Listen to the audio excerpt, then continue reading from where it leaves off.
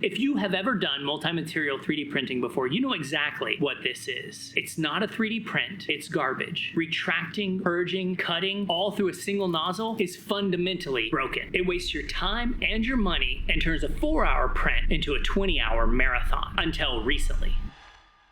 Tool changer printers are designed to change the print head faster than someone could change their shirt. And they're the only way to escape that pile of waste. And 2026 is the year of the tool changer. Now, you might be thinking, we've had tool changers before. The Prusa XL has been shipping since March of 2023. But if you want one, you would need to save up about $4,000 to get one with 5 tool heads. The era of the multi-$1,000 tool changer is gone. A massive engineering shift has arrived in 3D printing that's dropping tool changer printers into consumer budgets. We are talking about zero to near zero waste for the cost of a standard flagship printer. Today, we're going to review the biggest challengers in the toolhead shifting market: Flashforge, Snapmaker, Creality, Sovol, even Bambu Labs' wild new approach. We're going to compare how they work, how fast they swap print heads, how fast they print,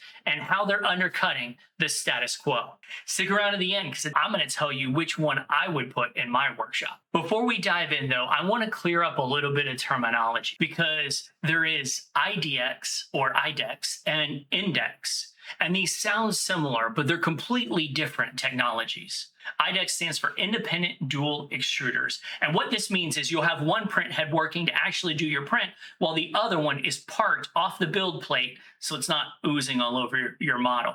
But the interesting thing is you can have different filaments loaded in both these print heads, and so you could do very fast 2-color printing. Where this really comes in handy is when you're printing multiple game pieces or left and right cosplay armor, because it allows you to print duplicate mode or mirrored mode.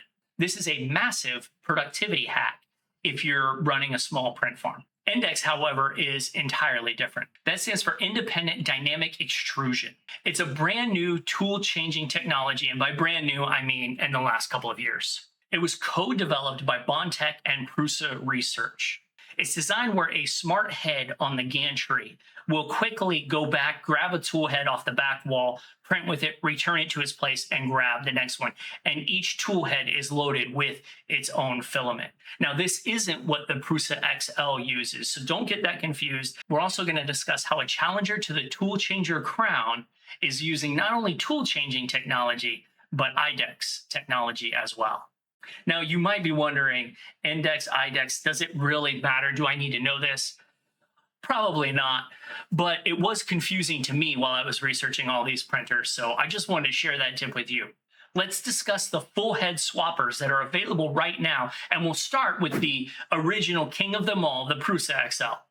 Now, the Prusa XL does not use IDEX technology. It does have a tool changing system that was designed by Prusa. It has up to 5 tool heads that you can park. It uses a locking gantry, and each print head contains the hot end, the heat break, the extruder, everything. It's a self-contained unit. The gantry then slides to the print head it wants, detaches it from the wall, does the printing that it wants with it, and when it's completed, it returns it to its dock. The cool thing about this system is you get absolutely zero waste. So let's talk about the full head swappers that are a little bit more in our price range. We'll begin with the Flashforge Creator 5 and Creator 5 Pro. Now, the open frame Creator 5, currently its MSRP is $799, but it seems like you can find it pretty regularly for deals in the $699 range. The Creator 5 Pro will retail though for $950, the difference being it's fully enclosed. You can usually find that on sale for about $100 cheaper, an incredibly affordable tool changer. Mechanically, it's very similar to what Prusa is doing. It uses a smart gantry that will undock the print head, print with it, and return it. It's a near zero waste system because it does actually create a purge line just to make sure it equalizes the nozzle pressure and you don't get any blobs on your print. Now, the tool change speeds clock in right at about 7 seconds to swap heads. The travel speed for this printer is about 600 milliseconds, or at least that's what it's advertised for. It has a maximum print speed of 300 milliseconds. One thing I will note about Flashforge, though, is it's reported that its firmware is very similar to Klipper. It's actually probably a fork of Klipper, but it is closed source. So if you're thinking about modifying it or gaining root access to the printer, at least at this point, nothing I could find would say that that's a possibility. I don't know how much you're going to be able to mod this particular printer. Next, let's talk about the Snapmaker U1. It made huge fanfare with its Kickstarter. Right now, the Snapmaker U1 is sitting on their website at about $850. So it's the exact same price as the Creator 5 Pro, but remember the Snapmaker U1 is an open cage system, so printing ASA or ABS will definitely be a challenge with this printer. The toolhead swaps on this particular printer, as reported by Snapmaker, are 5 seconds, so a little bit faster than the Flashforge. And Snapmaker claims that it will have 5 times less waste.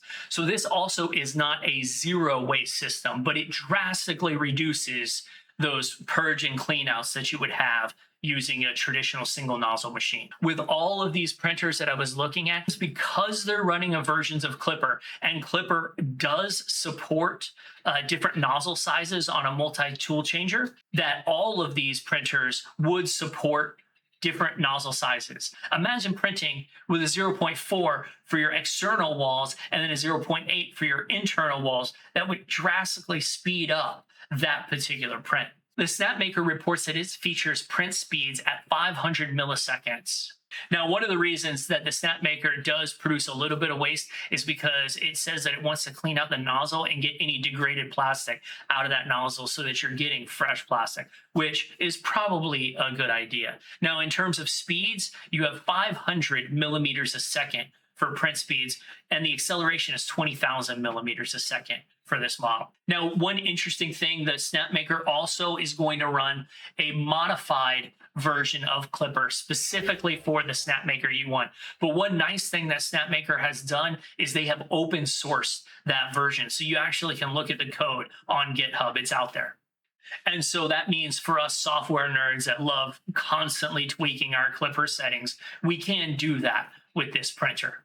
Next, we're going to talk about the giant in the room. This is the Bambu Labs H2C Vortek system, and this printer is commercially available. Interesting thing about this particular printer is it's much more similar to the KliTek system than a complete toolhead swapping. What it actually does is it docks just the nozzle and the hot end, which means that it can have multiple nozzles all loaded with specific colors of filament without having to purge any waste. And it does this giving you 6 interchangeable hot ends. Now, one thing to ensure the longevity of this system, Bambu Labs has made this hot end swapping system completely touchless, which will drastically increase the life of this particular tool swapping system. If you can call it a tool swapping system, I mean, at the point where you're just swapping the hot end, are you actually a tool changer? You're just a hot end changer. One interesting thing when it comes to actually swapping the hot ends is it does use induction to heat up the new hot end. But the cool thing about it is they do say that they can reach temperatures in just 8 seconds because it does use the AMS, that it is at least somewhat backwards compatible. The downside to that, though, is this only produces about 58% less waste. It's not a zero waste or near zero waste system. Okay, so now we're going to get into our radically re-engineered tool swappers. Now, these aren't released yet, and you may be wondering, why didn't I mention the Core 1? Well, we're going to get to that a little bit later, but let's talk about these first, and let's first talk about Creality because it's making big news with its KliTek system. What's really interesting about this particular printer is instead of parking an entire assembly, it just parks like a lightweight nozzle assembly with the heat zone. So the extruder and tool head that's on the gantry then just comes over and locks in to the 1/5 of the overall tool head. Creality is saying they're expecting 5 seconds to swap tool heads. And they state that it's a complete color swap in about 15 seconds. Now, I wasn't really able to find out exactly why that is, but I'm assuming it has to do with cool down and heat up because Creality is saying this system produces 0 waste, just like the Prusa XL. Now, as far as metrics, there's no official pricing, but we're expecting it to hit the market somewhere between $750 and $1,100. Now, the Creality K3, which is this printer with KliTek technology, does run Creality OS, which is a fork of Klipper. And they are giving us access, root access to the printer, which gives us a lot of freedom in how we can configure this printer as well. So that's really exciting. And it does run a version of Fluid Web UI, which is super cool because that is one of my favorite web interfaces for Klipper. If you haven't seen my video comparing mainsail to fluid, you should check that out. Finally, this brings us to Sovol and Sovol's MD1. And what's interesting about Sovol's printer is they decided to include IDEX technology with the toolhead swapping technology that they're using. If you have 2 color prints, you could print without ever swapping a toolhead. But imagine if you're doing a 4 color print, how it could calculate when to swap and how to swap so that it actually prints faster because it has fewer toolhead changes versus the Bambu Labs H2C or the Snapmaker U1 or the Prusa XL. You also have to keep in mind 2 toolheads on the gantry means twice the maintenance. This allows for 7 colors simultaneously. And it also has virtually 0 waste. Clocks in at a 600 millimeters per second print speed. And the great thing about the MD1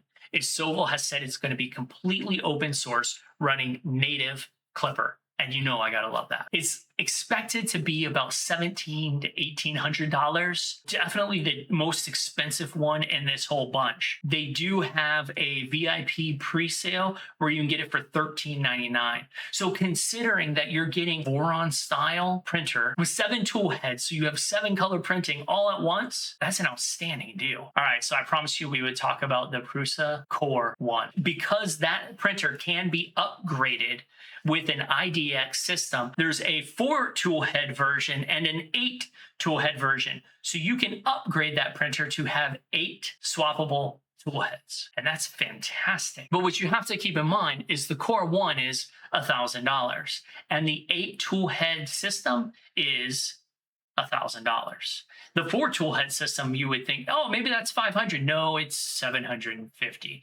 And it's because there's a lot of components involved in just enabling a printer to be a tool changer printer. Hey, Editor Joe from the future, I guess. I thought I included this in the video and I didn't. The reason that I didn't include the Prusa Core 1 is because it's not a native tool swapper. It actually has to be upgraded. Somehow I didn't catch that, but anyway, back to the video. So what's my choice? If it was really up to me and I was going to buy one today, I probably would get the Snapmaker U1. I like the fact that the Klipper version that it's running is open source. It gives the modding community the ability to modify it, to change it, to improve it. However, the fact that the MD1 has IDEX technology, tool changing technology, and runs native Klipper and is really kind of built with the design principles of the Voron, I mean, it's going to be pretty cool. We'll have to wait and see. That said, Sovol, if you're interested in sending me an MD1 early so I can check it out and review it on this channel, are you sticking with single nozzle multi-material printing or are you looking to branch into the tool changing market? If you're interested in 3D printing, hobby engineering, feel free to subscribe because that's what we're all about here. Until next time.